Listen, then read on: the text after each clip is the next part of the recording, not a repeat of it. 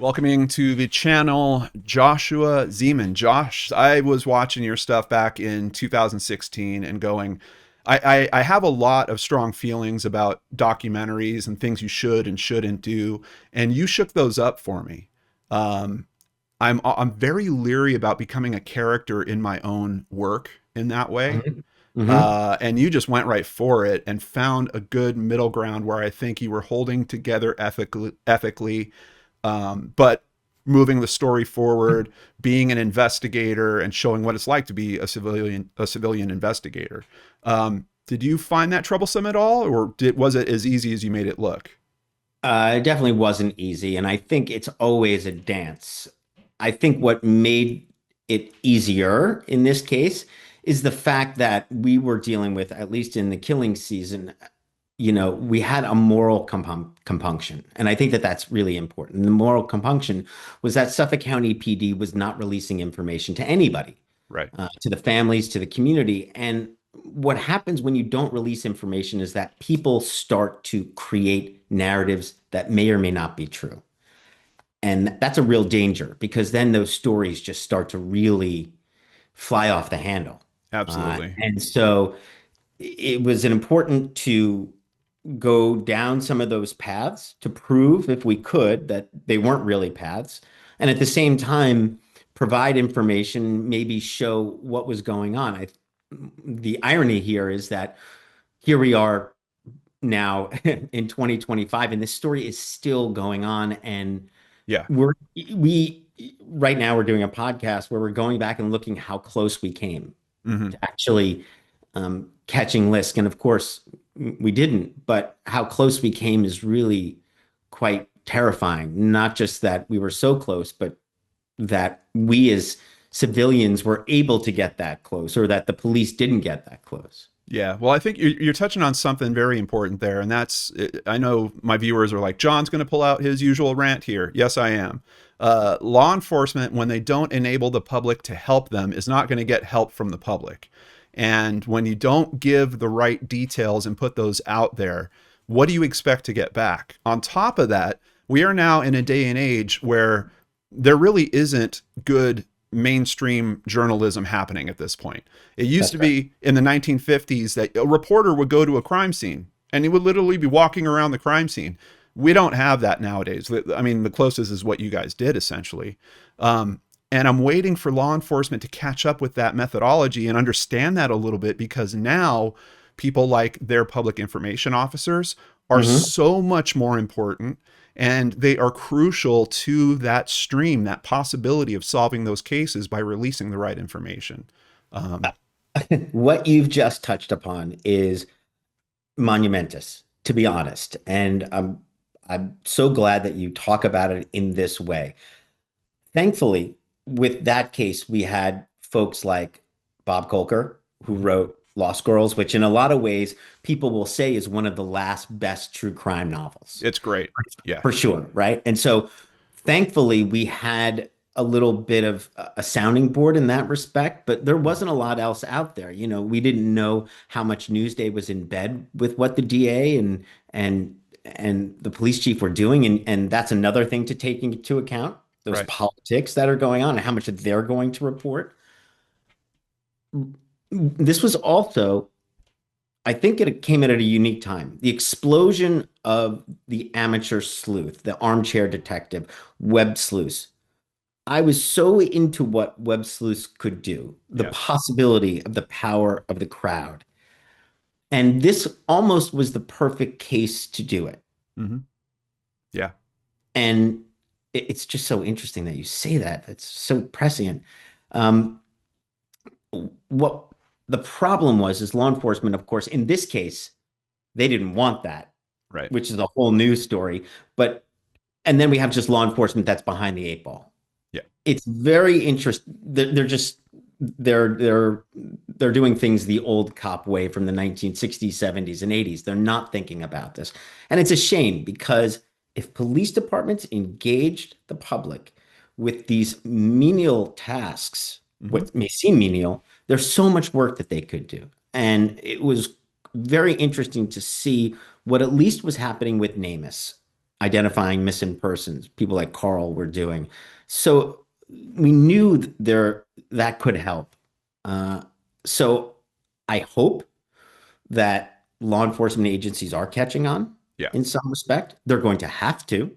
Yeah. Yeah. Our solve rates aren't getting any better, right? That's true. No, we're going the wrong way on that. Yeah. Yeah. And of course the public information officer is going to have to be a detective in their own right. Hmm. Yeah. Yeah. When was the first time? Do you remember the first time you heard the term Long Island serial killer? How did you get into this? Well, first of all, I lived in Long Island before lived in Staten Island, and then my father moved back to Long Island. So I was always into what was going on in Long Island, kind of pressing into it. It's interesting. I'll tell you a story. I did Cropsy, which is about some missing kids, Mhm. and I asked a parent to speak to me, and they said, "I will speak to you as long as you don't be one of those guys who creates these really low budget, sensationalistic stories that deals with serial killers, that you do it ethically." Mhm. And I was speaking to the parent of a missing child. Like that is a big thing. That is a Yeah. big moral responsibility. Yeah. Uh, and I said, I promise you I won't. And then the story of the Long Island serial killer hit. And I really didn't want to do it because I had made this promise to this parent that I wouldn't like just investigate serial killers in that kind of way that the mainstream media was doing. But then when there wasn't any information coming out and it wasn't being solved and the families were asking for help, I said, okay, I'm going to do this. And that's where we came to it. It was also Bob Kolker's book. I think that really changed my mind. I read this book and I was like, there is a story here that needs to be investigated, and we can do it in the way that we kind of looked at Cropsey, Hmm. with an active investigation, and it needs to happen. Again, that moral compunction. The question is your moral compunction the same as everybody else's? Is it true? Are you doing it for your ego, or what are you really doing it for? That's a really important question. And I wish a lot more documentarians would ask themselves that, because a lot of the products that I'm seeing nowadays leave me wondering exactly, why are you guys doing this in this way? Um, Thankfully, we had one of the best documentarians behind us, Alex Gibney. yeah. He had been making movies like Taxi to the Dark Side or Scientology. So, Hmm. and there was a guy named Brad Ebert who worked with us, who had worked for ABC in that kind of old school journalism way. Yeah. So I think but for TV. So I think we had both Alex Gibney knowing that you couldn't shave shave corners. You couldn't do that because we're dealing with an Oscar nominated director, and we have his reputation. And then we had a guy who had worked in that CBS ABC high-end news journalism world. So we had that as well. And those two moral compasses was really important. Yeah, absolutely. And it comes through. It comes through so strong. How did you feel at the end of that process? Like, were you just ready for some time away from the case? Did you think that you had it figured out? Where were you at emotionally with all that? I had just spent 2.5 years, like every day, looking at both this case and a number of other cases of unsolved sex worker cases around the country, from Atlantic City to Daytona to serial truckers in Oklahoma to a number of sex workers who were killed in Albuquerque. It was a very dark time. Yeah. It is, I can't tell you what it's like to be speaking to somebody out on the street at 3 o'clock in the morning on the streets of Albuquerque or Atlantic City, and knowing that that person will not be alive in 6 months. Right. Uh, because remember, we're talking about the height of the opioid epidemic, Yeah. which is the other killer in this story. Yeah. Uh, so seeing the effects of that epidemic, seeing how that translates into sex work, and not having the answers was really tough. I felt like we had done good work. Ironically, right as we were about to end the show, I didn't have an answer for the show. I didn't have an answer to any of this, which is, of course, a network executive's worst nightmare, Yeah. not having any answers. And then Burke gets arrested. And it was mind blowing. It was mind blowing that he got arrested. And then we literally had to wrap. Like we did not have any more time. Nobody would give us any more time to edit. Nobody would give us any more time to go down that investigatory road. I wish we had, because it would have been like season two. Right. Right. Yeah. That's what I was hoping for too. Me too. I was convinced. And I got to say, nowadays, this is a little bit of an aside. I don't even know if I'll leave this in, but just to tell you personally, nowadays in docuseries, I'm frequently hitting an episode where I'm like, this episode is like the leftover stuff that they've scooped all together and they're dropping it in the middle of the run, or it's repetitive. It's the same stuff they told me for the last two episodes, but it's all back again for some reason.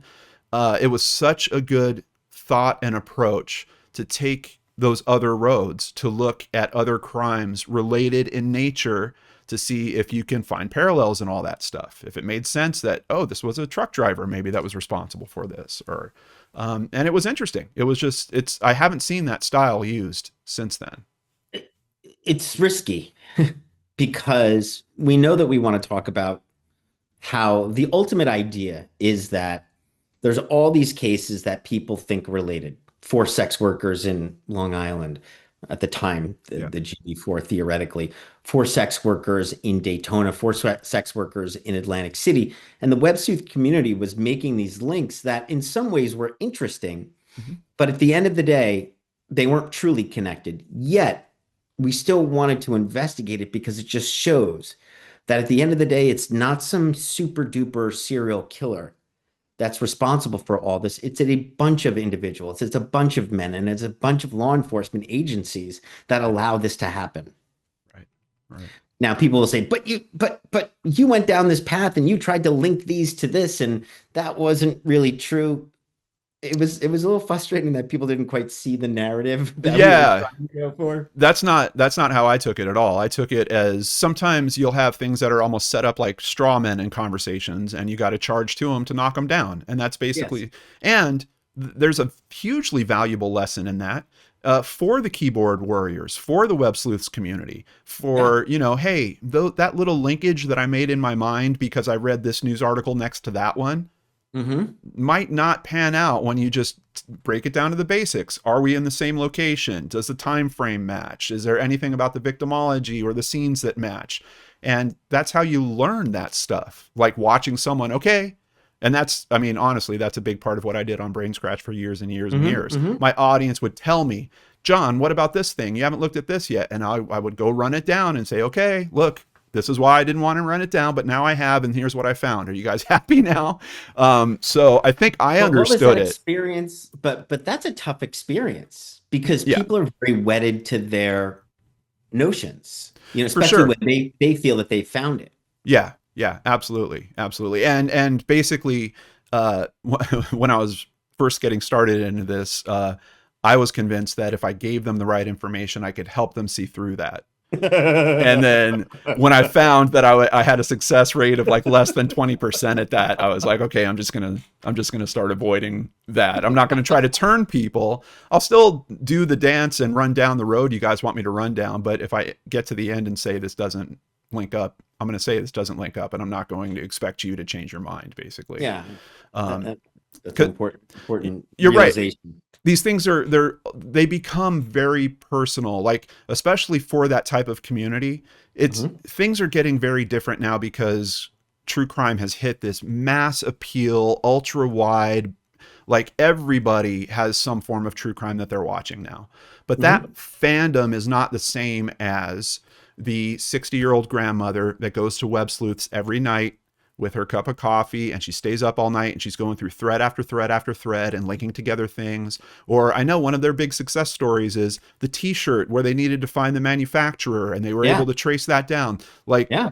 that's a whole different type of person that you're trying to reach. And that's kind of the type of people that I was trying to cater myself to. I think unfortunately the popularity of true crime has become what I call a Frankenstein's monster. We created a monster. Yeah. And it's unfortunate because that's, the other parts of the internet, right? The dark part of the internet where people can lash out and be anonymous, yet really cruel. And Hmm. so it's really unfortunate that that has happened. I don't know where we go. And I would ask you that question. Is this a concern of yours? And where will we go? Yeah, no, it is a concern of mine, because I came in to YouTube back in 2013, 2014, and noticed that there wasn't a lot of respectful conversation about these types of topics. I mean, of course, it's the Elisa Lam case, right? The one I started with. It was creepy pasta. Everyone's using a real disappearance of a girl to tell ghost stories, Hmm. and I helped start and drive to away from that. Like, we're going to look at this respectfully and try to. I was chasing down strawmen like we were talking before. Hmm. Um, and there was a good big push. All of a sudden, there was a Danielle Hallen. All of a sudden, there was Kaylee Elise before us, but there was this pocket of people that were like, we're onto something here that feels good for us to do. And we started getting feedback. All of a sudden, family members reaching out. Sarah Turney reached out to me. John, I think my father might have had something to do with my sister's disappearance. Like, there Hmm. was all these indicators of this is the right path. This is the way to go.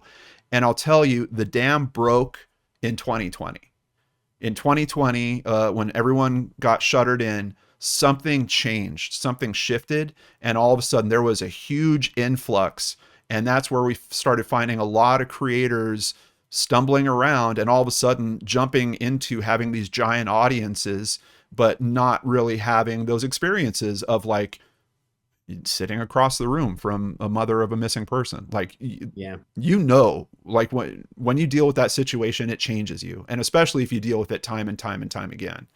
Yeah. um so yeah, I think if I look at it as like a microcosm, back then the right thing kind of turned the tide and led in a particular direction. Right now the waves have pushed back over.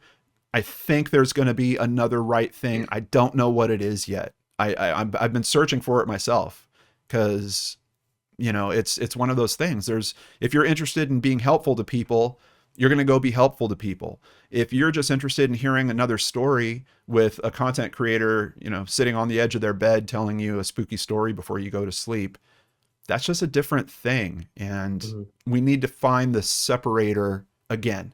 That's the problem. We used to have clear, you know, Brain Scratch was known for this, Web Sleuths was known for that. This creator, because the tent poles, there was only a few of them. Now there's Right. so many, you have no idea what you're looking at anymore, and you're just like, is this person attractive? Do I like her voice? Or like, I Mhm. mean, like, it has nothing to do with the content. How many of Right. you creators are actually, helping these families directly or making donations to organizations or to them directly? Mhm. Those are the questions that the consumers need to be asking. Um, so I don't know.